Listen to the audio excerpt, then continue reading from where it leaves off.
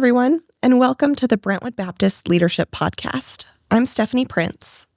This month, every episode is focused on connections and helping churches create healthy, welcoming environments for people to experience community and discipleship.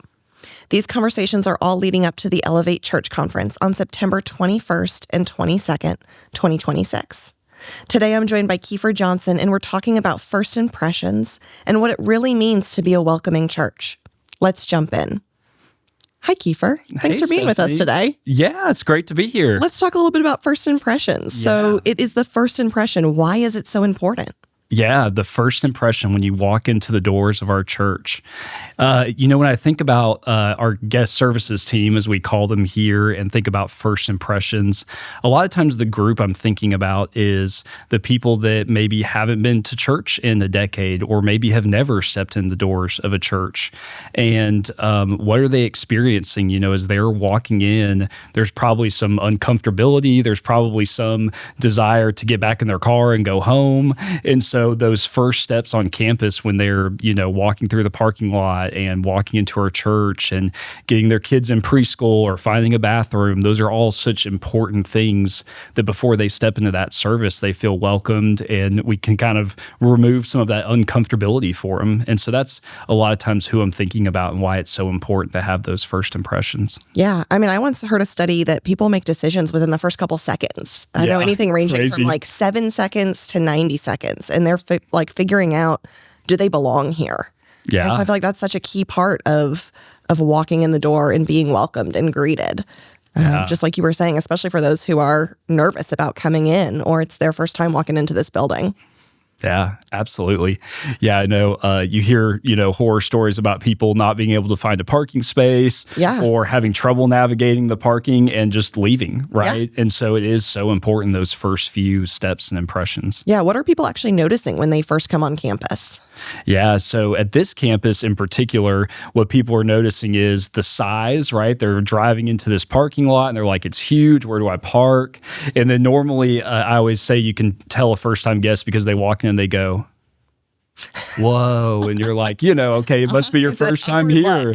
It's like this huge building, massive. And so we're trying obviously to make it feel not so big and not so massive. And that's normally the first thing that they're seeing as they're walking in. And obviously that will be different depending on what church you're in, but that's definitely the kind of challenge we face. People are always intrigued by, how big it is, but also that's intimidating. And so we try to make that less intimidating if we can. Yeah.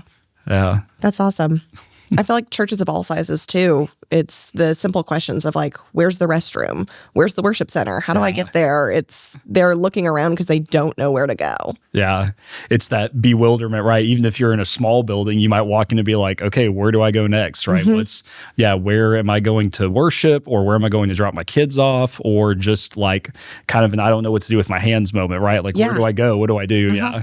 I feel like I got to experience that. I went to one of our other campuses because I work at the Station Hill campus, but I got to go to the West End campus for one of the first times and driving down there and following the Google Maps directions and trying to get into the parking lot. And it's just somewhere I've never been was like, oh, this is the anxiety that everybody feels when they come to church for the first time. Like, this is my church family. This is my work, but it's a different building that I've never been in. And I want to know, like, where do I go? Where do I go to the restroom? Where am I supposed to start? Where's our meeting at? What's the layout? Yeah. Everything like that. So, sometimes it's crazy. Even you're getting out of your car and you're like, where's the door to get into the building? Yeah. All that stuff really matters when it comes to first impressions. Yeah. So, it can be the moment that you change something for somebody, you make them feel comfortable, or the moment where you miss out and they feel even more uncomfortable than they did to start. Yeah. So how do we prepare for that? Thinking about that, you just talked about missing out. Like, how do we make sure that we don't miss out on those opportunities? Yeah. One thing that I, try to do, especially if I'm in a new role or maybe I haven't been, doing this for a while, is I try to walk through the space and think about where are the gaps, right? If I'm parking my car and I'm getting out and I, am having to kind of willfully tell myself I don't know where I'm going, right? What am I seeing? Where am I going? Where's the natural draw? And then where can I put people and signs and things like that help people to navigate those spaces? Yeah. And so I think just if you're in this role at a church, just walking through those spaces and trying to think about, if I was seeing this for the first time, how would I see it? What would it look like? Yeah, that's a really good exercise to do every so often. Yeah. You also talked about people too. Like signage is important, but people too. Like, how do we create that welcoming environment for first impressions? Yeah. Yeah, it's like if I've gone a long way and not run into a person, I probably should be, right? At some point in my journey into the church, there should be multiple points where there's a person there that's greeting me and also looking for a chance to engage with me and talk with me and take that to the next level. Yeah, what would you say when we're like staffing volunteer teams, greeters, we're trying to create a friendly and welcoming environment? What's the difference between just being friendly and actually being welcoming when it comes to first impressions? Yeah.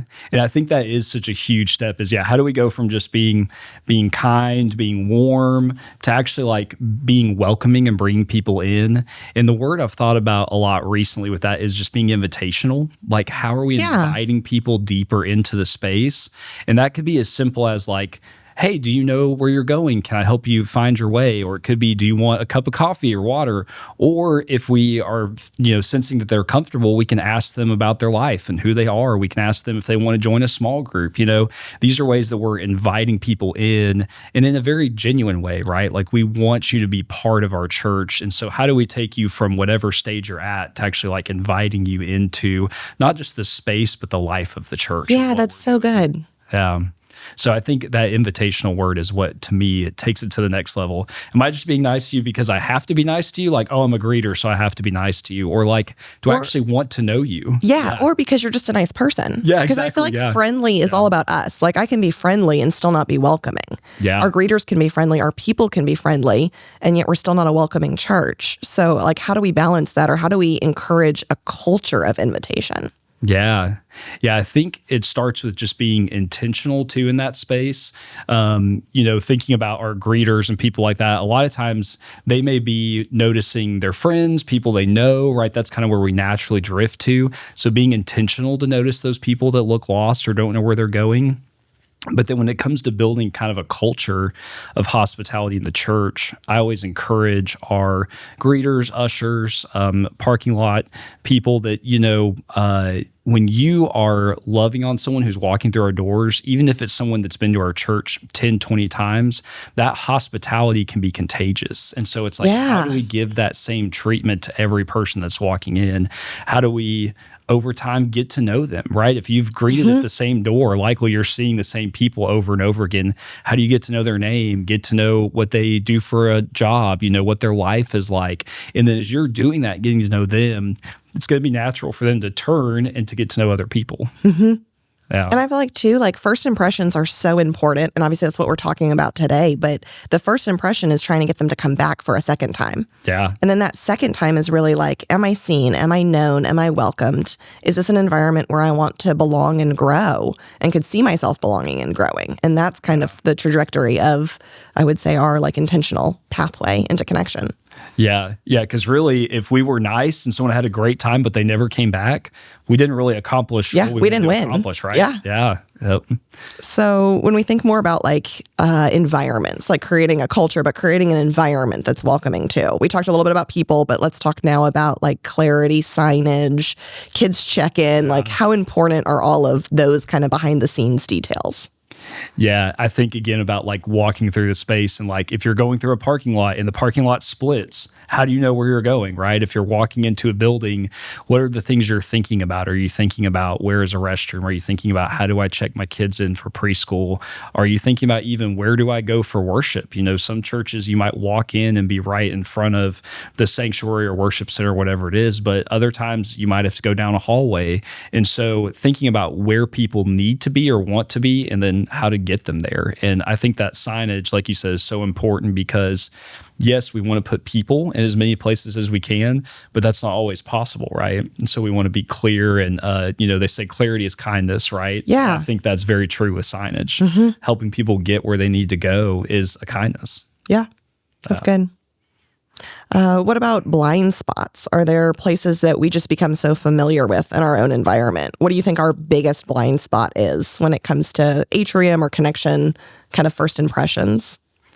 Yeah, this may be a little cliche, but I think all of us tend to get comfortable with seeing the same people over and over again, talking to the same people over and over again. And there's a good part of that as the community of the church. Like, we want to love people and know people and be known. And so it's important that we have those people. But what that means is we can go through an entire Sunday morning and never talk to someone new. And so even though, yes, the guest services team, first impression team, greeting team, whatever they are kind of having eyes for that, still as a church, we want to be meeting new people. And so that's the biggest blind spot, I think, is that all of us get comfortable in our spaces and we forget to like reach out to someone new. And it doesn't even have to be a first-time guest or a visitor. It can just be someone, maybe that person you've seen in the hall a million times, and you know their face and they know your face, but you've never actually had a conversation. Like, just reach out and say, hey, my name's Kiefer. How can I get to know you? What's your name? All those things. So I think that's the biggest blind spot, is just getting comfortable where we're at and not wanting to reach out and continue to grow that community.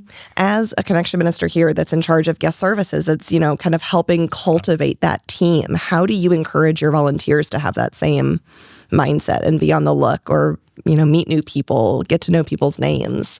How do you build that among your team?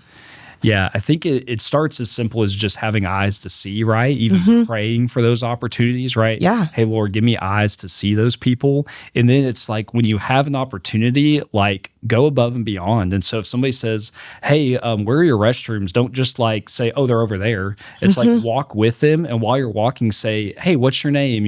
What brought you here? Ask them questions and look for opportunities to kind of dive deeper and to go deeper into things. And so it's praying to have those eyes, praying for those opportunities, looking for them, and then just taking it one step further. Whatever they're expecting you to do, try to see, what is that next step? How can I go just a little bit further? Jesus talks about going the extra mile, right? But that kind of attitude. Yeah. I remember a story. It was actually here when I was working at the Brentwood campus, and I was new into connections. And so I used to be terrible at remembering people's names. And so I had challenged myself to say, okay, I'm now a connection minister. I am going to have to start remembering people's names. And so I was looking for people every week to be like, I'm going to meet somebody, and then the next week I'm going to remember their face and their name. And it was just my little game in my head to become a better, well-rounded connection minister. But a guy walked in, and I saw him, started talking to him. Hey, what's your name? Tells me his name, tells me a little bit about his story. He had just gotten out of prison, had a long history in and out of the system, and thought he was going to, he gave his life to Christ in prison and was going to come to church. And so he wanders in the door. We have this conversation, goes to worship, leaves, comes back the next week, and I see him. And I lock eyes with him, and I call him by name, tell him I'm so glad that he's here. Because in my head, I'm trying to practice remembering people's names and using them. And so call him by name, tell him hi. And this grown man, big, strong, tough guy, turns around to me with tears in his eyes, and he's like, how did you remember my name? Yeah, that's incredible. I was like, well, I met you last week. Like, welcome back to church, being the fun connection minister. And he looks at me and he says, for so long, I've just been known as a number. He said, no one's called me by name in years. And that broke my heart. And so from that moment on, I was like, okay, I've got to know people's names, because people's names are tied so closely to their identity. And so that's become one of the stories that I tell my volunteer teams and try to encourage them by saying, like, hey, this really matters. It's not just being friendly. It's actually, cultivating identity in people as we welcome them to church. Yeah. So, yeah, it is like so often it's the simple things like that, right? Getting to know someone's name. I always say, if you can get to know something about someone that you can ask them about next time you see them. Yeah, that's a great trick or tip. Just simple. Yeah. It's like, hey, last week you said you were going on vacation. How was your vacation? Right. Just something where like, they're like, oh, you were actually listening to me, right? You were actually paying attention, and you weren't just like doing a job or something like that.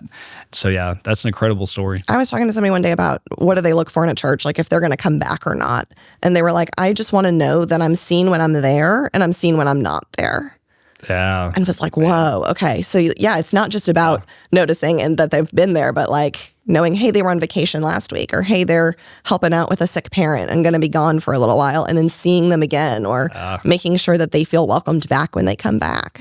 Yeah, it actually, I've found too, it's such an awkward space to enter into when you say to someone, hey, I haven't seen you in a couple weeks. How have you been? Because people immediately have this like, whoa, like I was out. Like they won't make excuses. It's like, I didn't skip church. You're like, no, like I wasn't trying to, say anything. I just really genuinely wanted to know like how you been and all these things. And so I just enter into that space. Yeah. And when you talk about taking it to the next step or taking it to the next mile, like what if you knew where they were going, why they weren't going to be there for 3 weeks. And then instead of like, hey, I haven't seen you in 3 weeks, like, hey, how was your son's soccer tournament? That's been going on. And I know you've been traveling all around Tennessee. Yeah. And if you can have the wherewithal, which it's always hard when you have so many people in your church, but if you can have the like, oh, hey, I know they're out today. I'm going to text them and say, hey, how's that thing going?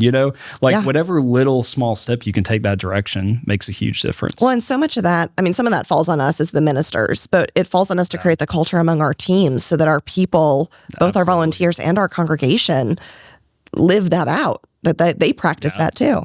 Yeah. They notice when the person who's sitting next to them in the pew isn't there, or, when their greeting buddy for door A hasn't been there for a few weeks. Yeah. And they reach out themselves too.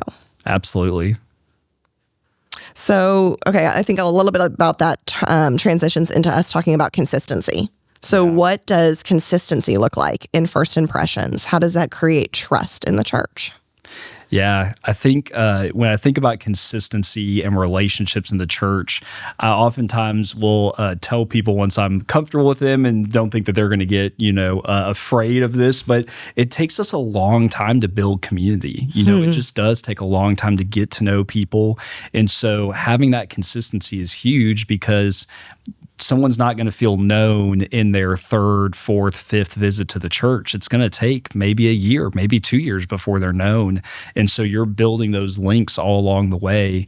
And so that consistency is so important. And I think, you just build it in by remembering that like, it's not just the first time guest, it's the second time guest. It's the person who you're like, I've seen them a bunch, but I don't know if they're actually in a small group, or I don't know if they've actually like been to our membership class, or, I don't know if they've taken some kind of next step into the life of our church, like noticing those things and asking those questions, and again, inviting them into those spaces. Yeah. How do you approach those questions? What does that look like for you in your ministry?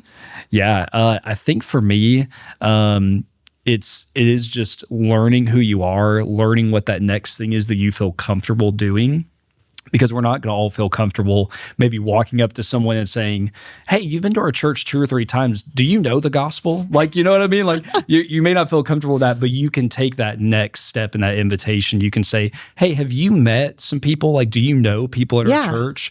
Like, do you, have you been into we have a space here called the Welcome Center, right? So that's a space where we can invite people, but it's figuring out what is that just small next step I can invite somebody into. Yeah.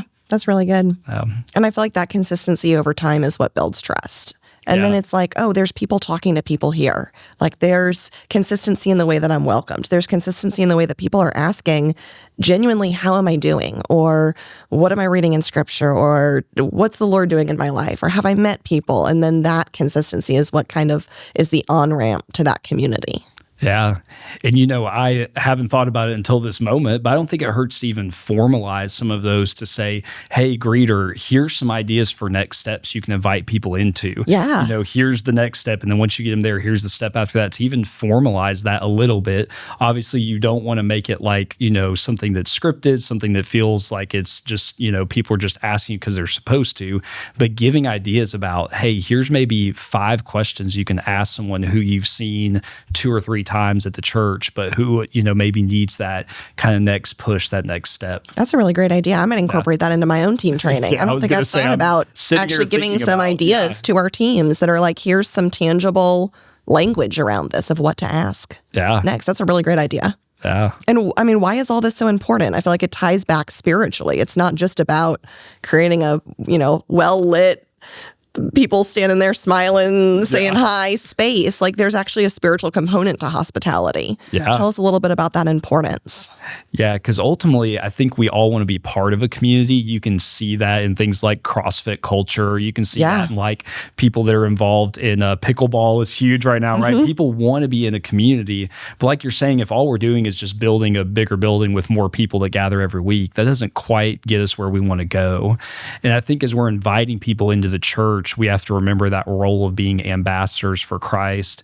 And so even though we may be inviting them to meet someone new or get a cup of coffee or whatever it is, what we're thinking in our head is like, I want to invite them to know Christ. And as an ambassador for him, as much as they know I want them to be here, they're going to know Christ wants them to be here. Yeah. And so if they come into a church and feel like I'm not wanted here, ultimately they're probably going to feel like Jesus doesn't want them, right? And so that's a harsh reality. Yeah. Yeah, I think it is hard. And it's one of those where we get to see people as they come and get to know our community, they're getting to know Jesus through us. Yeah, it's true. I mean, hospitality is intertwined with the gospel. Like we welcome them into the church because God welcomed us into relationship with him. Yeah. It's so powerful.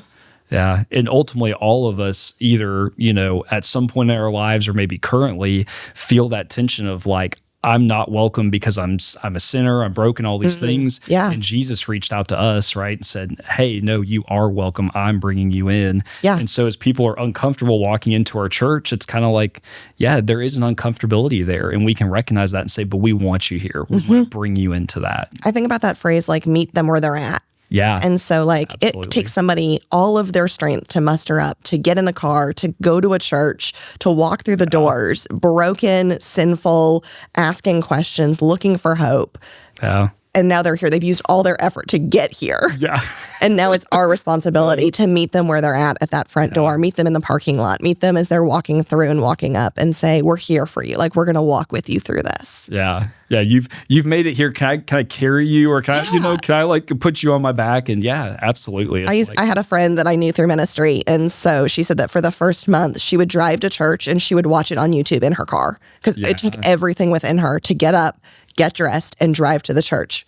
But it was too much to walk through the front doors. Yeah. And so she would watch, and slowly she was like, okay, this week I'm going to do it. I'm going to go inside. Yeah. And she walked inside and someone greeted her, introduced her to their friend group, and she got involved in a small group. I mean, and just that story turned into a huge gospel win. Awesome. But it reminds me that it takes everything for some people to get to the church. Yeah. And going back to that blind spot conversation, like we can become so comfortable with the idea of walking into a church and we're like, we do it every day. Why would you want to be here? This is a great place to be, But yeah, just remembering for people, it's intimidating to walk through the doors. Mm-hmm.